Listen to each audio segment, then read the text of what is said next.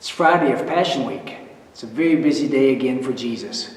He wakes up early in the morning and he gets tried. They yell, "Crucify him, crucify him," when given the option whether to let go Barabbas or him, our Savior. And they choose to crucify him. After that, the torture begins, a cruel torture that will last quite a while. I'm going to read from Matthew chapter 27, starting in verse 27. Then the soldiers of the governor took Jesus into the praetorium and gathered the whole Roman cohort around him. They stripped him and put a scarlet robe on him, and after twisting together a crown of thorns, they put it on his head, and a reed in his right hand, and they knelt down before him and mocked him, saying, "Hail, King of the Jews." They spat on him, and they took the reed and began to beat him on the head. After they had mocked him, they took the scarlet robe off him and put his own garments back on him and led him away to crucify him.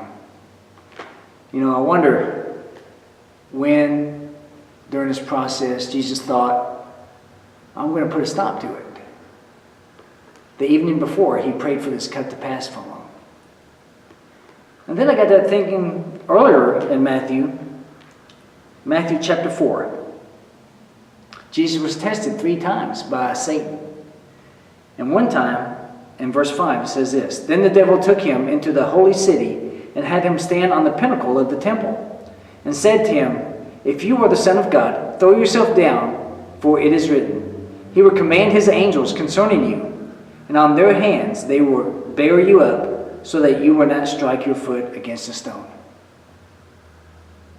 So when Jesus would have called the angels, he would have called them then. Because I believe Jesus understood how he was going to die. So instead of thinking about calling the angels on his road to the crucifixion, I think he would have called it then, while he was in the wilderness. As the devil understood that he could have called the angels. We sing a beautiful song, 10,000 angels he could have called. And we know it only would have taken one angel. But imagine 10,000 angels at his beck and call as creator. But he didn't. He went and died for us. And that great sacrifice, that he made that decision so many times during his life. So now following through that sacrifice was a blessing to us all. As we live our lives, we have to die to ourselves. And likewise, we have to make that decision many times. Die to ourselves. It's not just a one moment.